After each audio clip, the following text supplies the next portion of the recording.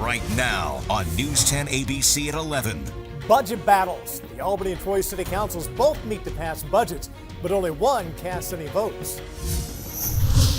Ferguson fallout. While demonstrations continue across the country over Michael Brown's death, clergy in Albany pray for justice. Heroes Honor. Watervliet remembers a native son 10 years after losing his life while serving in Iraq. It's right now on News 10 ABC at 11. Good evening and thank you for joining us. I'm Lydia Colbita in for Elisa Streeter tonight. And I'm Mark Baker. 2 cities, 2 budgets, 1 vote. A contentious night of haggling is over, and when the smoke cleared, one budget was adopted while residents in one city say they were shut out. It is our top story tonight. We have live team coverage of both budget battles. News 10 ABC's Rachel Yankunis in Troy and Marty Casper in Albany. And we want to begin with Rachel. She is live outside City Hall in Troy, where a vote never happened, and that's not sitting well with residents who came to be heard. Rachel. Absolutely not, Mark. And some council members were blindsided by that, but the taxpayers, they say they feel gypped. Those who showed up tonight did not get a chance to speak or even get an explanation from those council members. It's just frustrating. Amy O'Connor, like many Troy residents, is appalled after Troy's city budget meeting.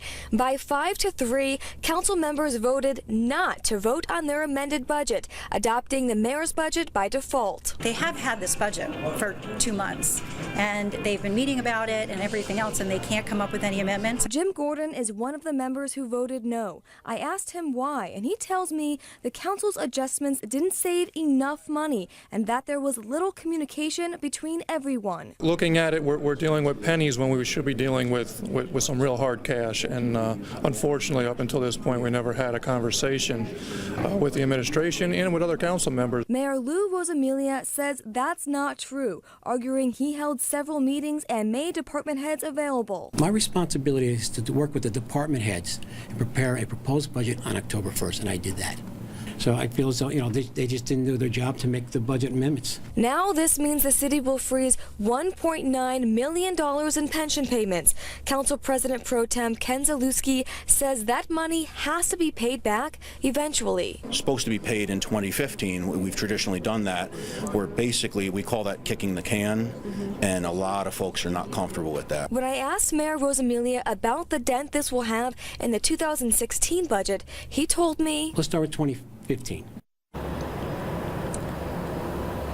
Now, Mayor Rosamilia says the budget is balanced with the exception of $30,000 that was not approved by Troy's IDA. So the mayor says he will sit down with the legal counsel and the state controller's office to find out what he can do to fix that. Live in Troy tonight, I'm Rachel Yankunis, News 10 ABC. Thank you, Rachel. From Troy, we go across the Hudson in Albany. A different story. City council members actually voted and passed a new $176 million budget. Comes after weeks of gridlock between Mayor Kathy Sheehan's office and the council, as well as among individual council members themselves. News 10 ABC's Marty Casper continues our team coverage. He is live outside City Hall after a night full of discussions. Marty? Well, good evening to you, Lydia. In a vote of 11-4, the Albany City Council passed its 2015 budget, but there were a lot of what-ifs left open tonight. Will the red light cameras generate the needed revenue? Will the tax hike drive people out of the city of Albany? And will the City Council and Mayor's office really be able to work together going forward?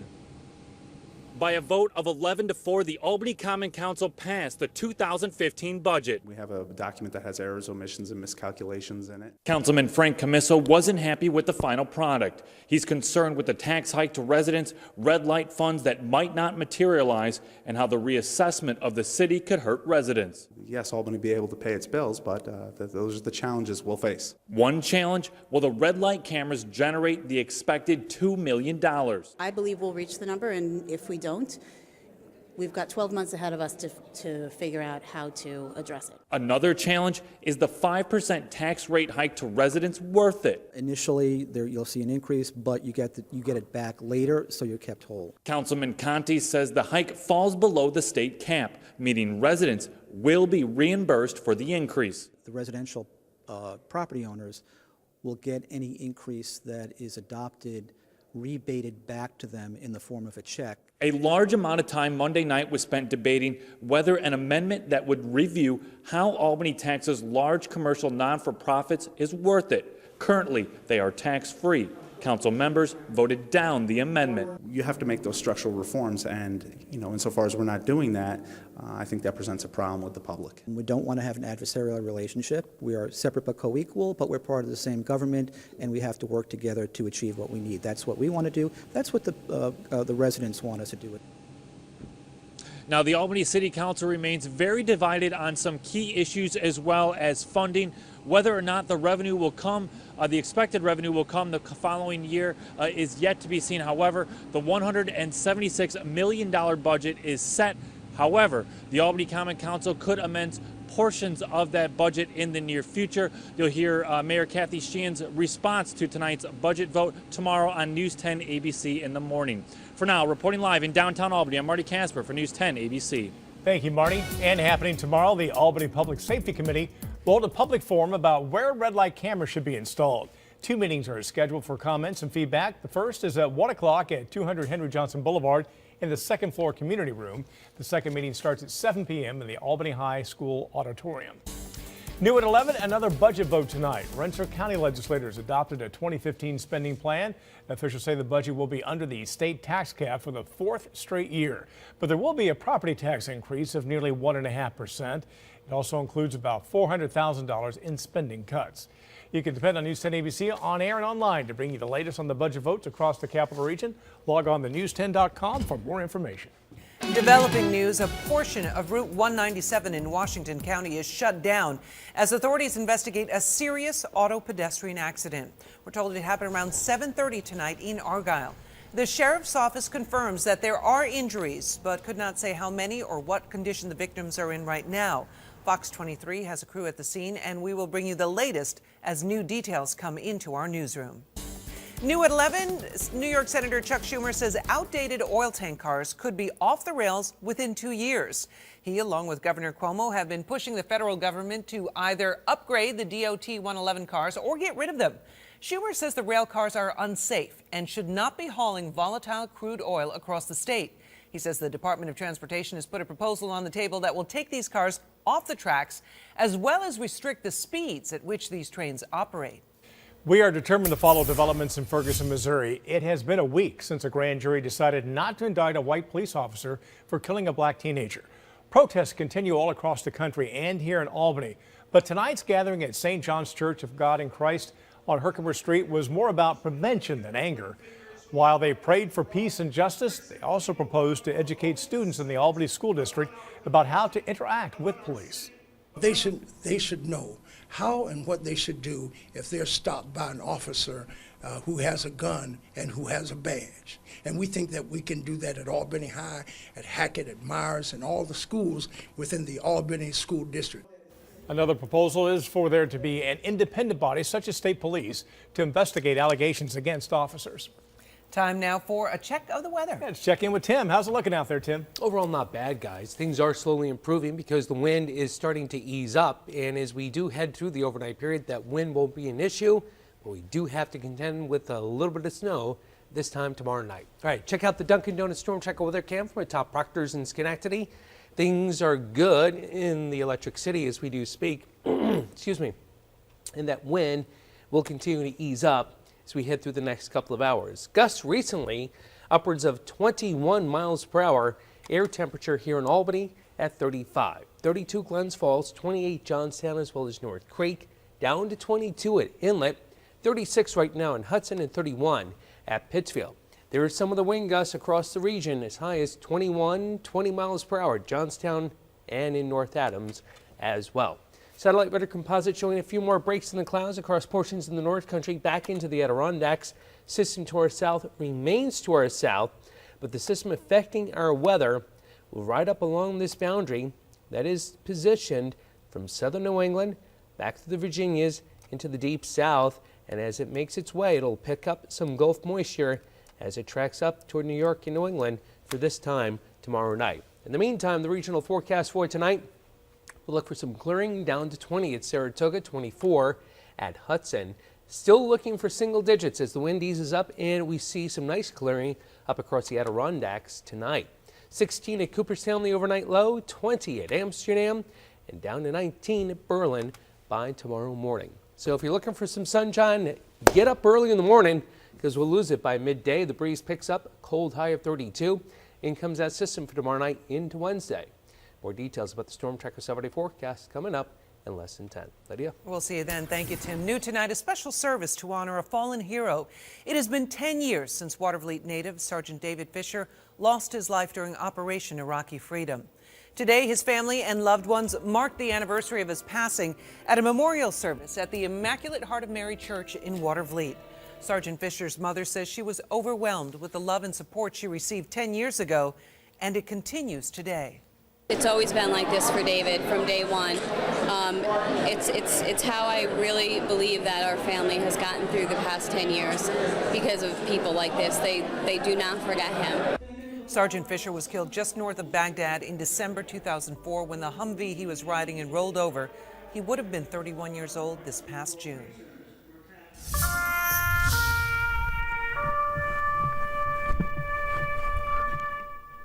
A man who lived through the day of infamy laid to rest this afternoon at Saratoga National Cemetery with full military honors. Charles Ebel was on board a Navy ship in Pearl Harbor on December 7, 1941. The 95-year-old Guilderland native was one of the last remaining Capital Region residents to survive the Japanese attack that thrust the U.S. into World War II.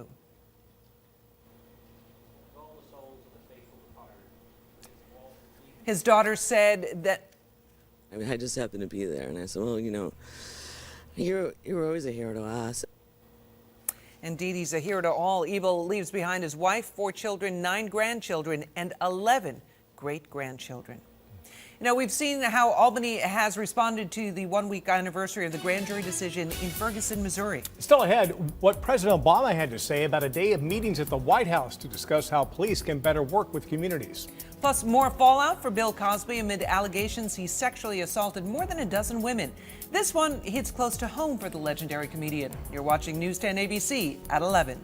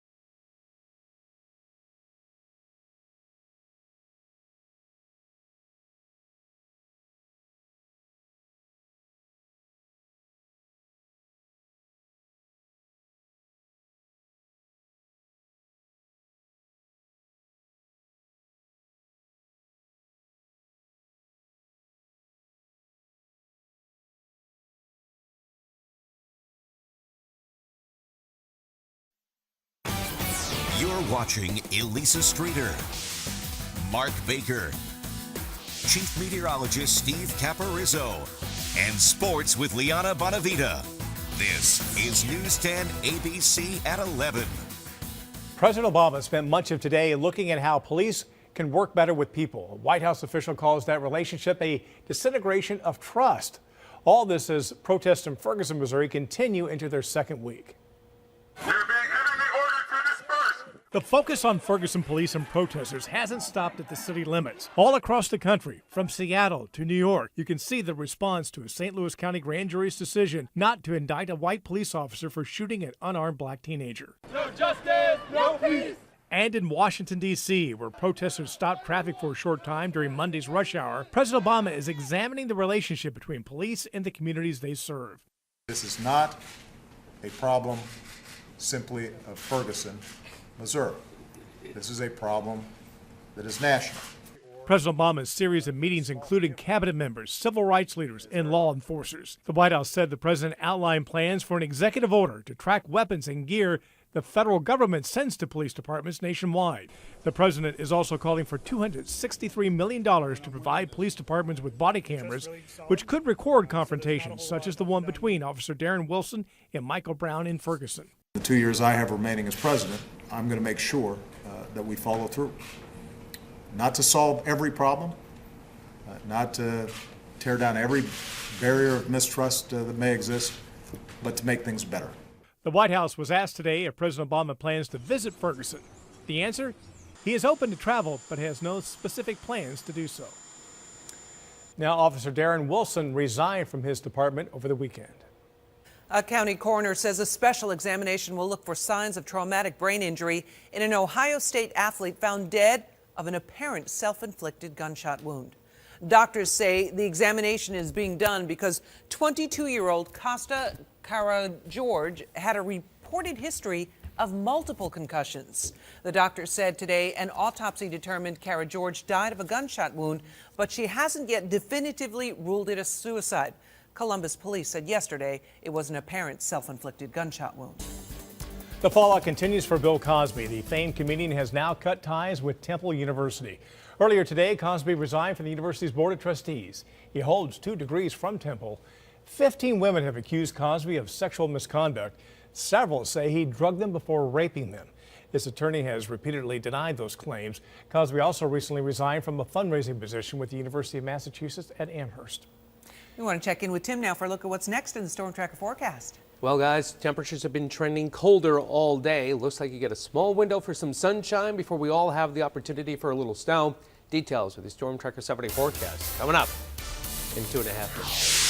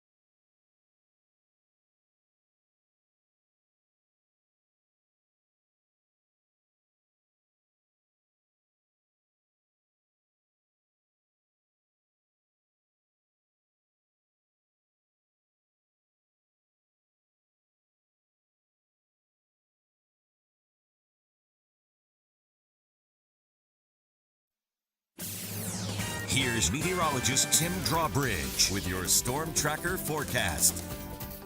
And welcome back, everyone. Yes, pinch hitting for Cap. Yes, battling that cold, but at least the voice came back. Pushed it a little bit over the weekend. Got out for some sledding. Checked out the holiday train pushing through Fort Edward. Got the lights on the tree. Called the game yesterday.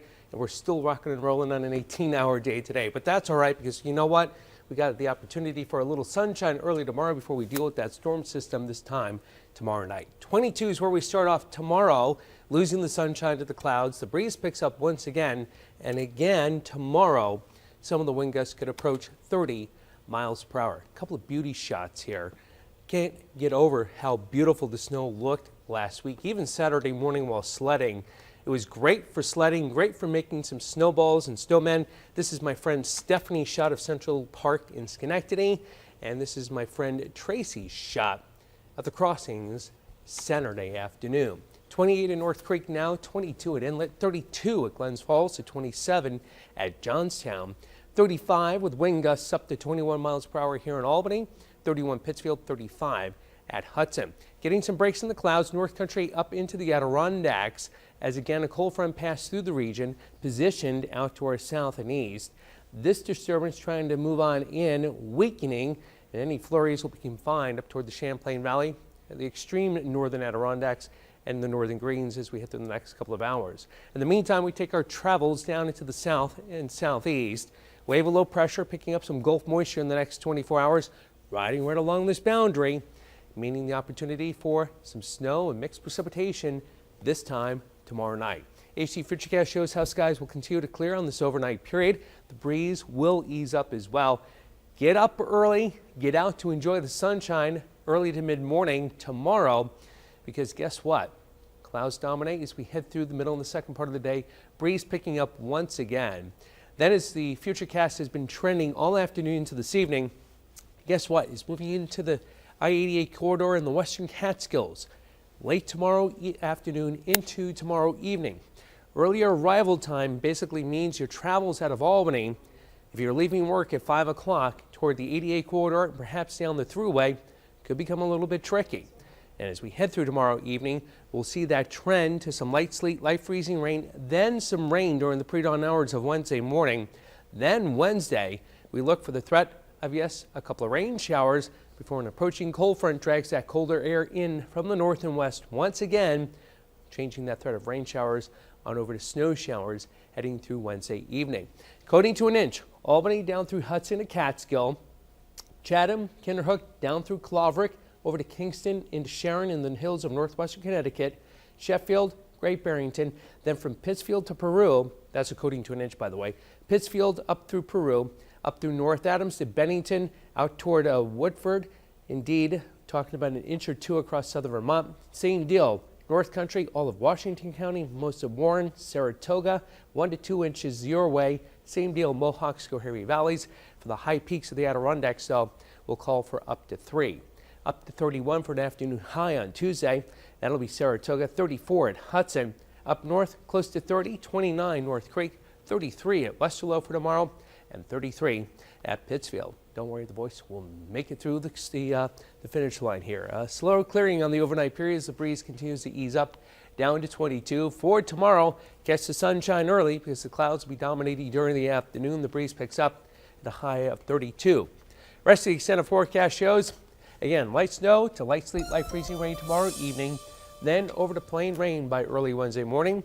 A snow shower threat Wednesday night. Mixed sun and clouds, breezy Thursday, 39.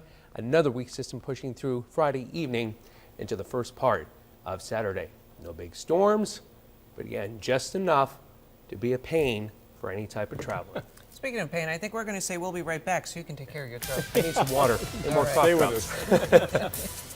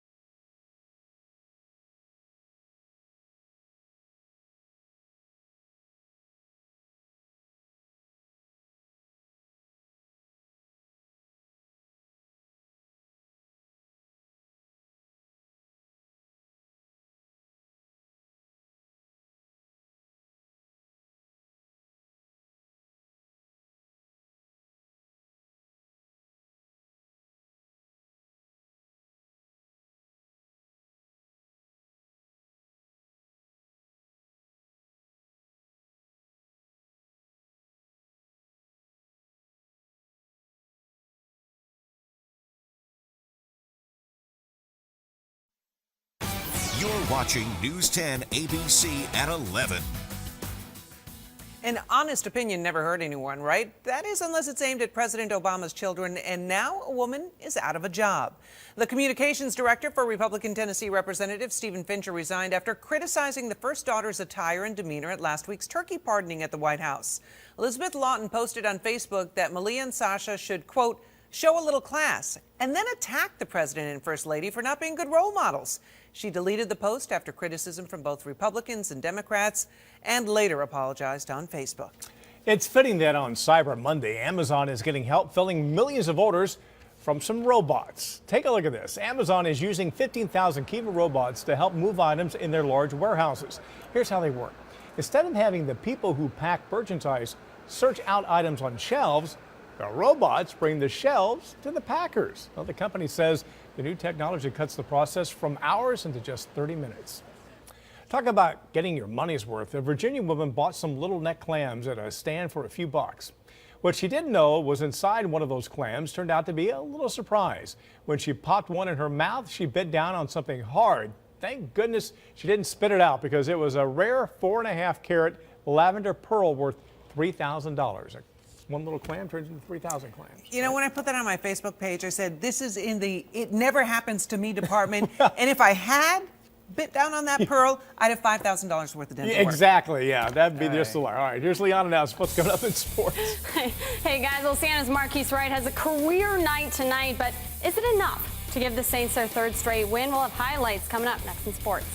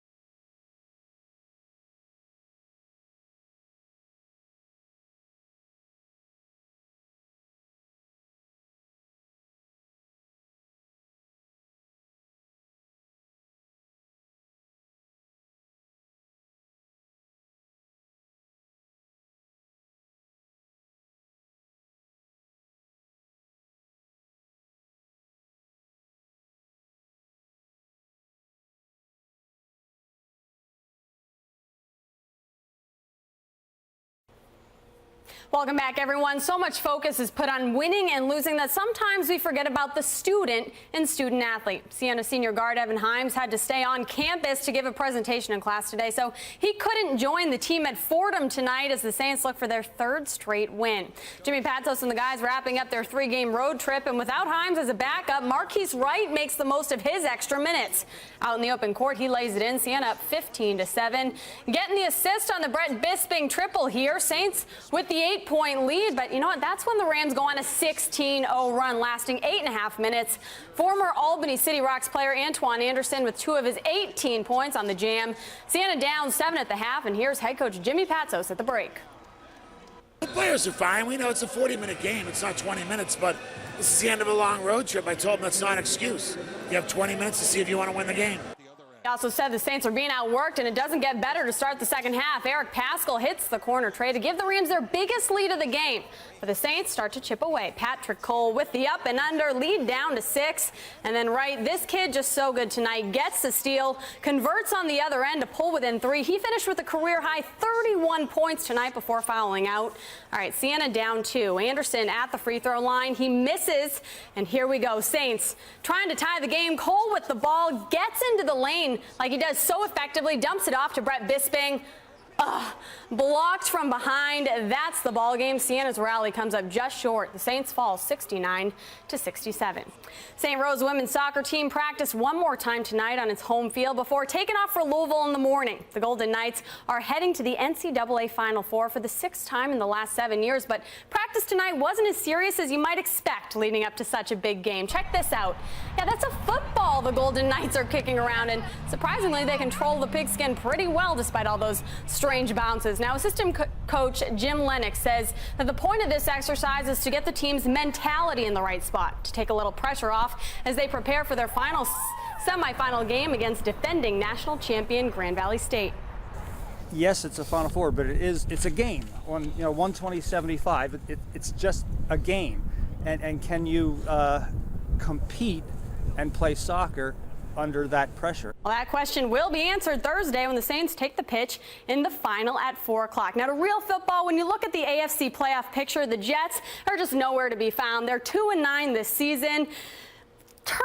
Just searching for answers, turning back to Geno Smith, whose numbers are far from desirable. But when you look at the Miami Dolphins with the win tonight, they could be right in the wild card hunt, along with the Bills and 5 other teams. So all of those teams rooting hard for Gangrene tonight. But you know what? They're going to go home disappointed. That score now turned final. The Dolphins scored 10 unanswered points in the 4th quarter to take the 16-3 lead. That's how it ends. Geno Smith throws an interception in the Jets' final drive. So despite recording more yards and having the advantage in time of possession, they dropped their 10th game of the year. Ouch. Season.